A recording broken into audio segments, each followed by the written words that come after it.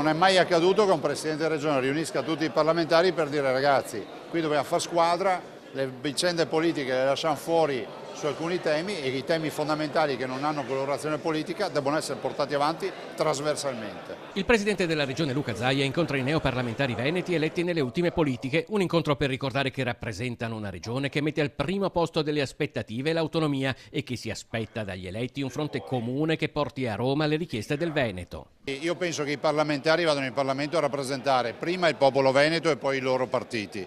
Quindi sono dei temi sul territorio che non hanno ideologia politica, cioè quello dell'autonomia, quello di portare le Olimpiadi, quello di risolvere il problema delle mamme e dei FAS, il tema del Teatro Stabile del Veneto e molto altro ancora.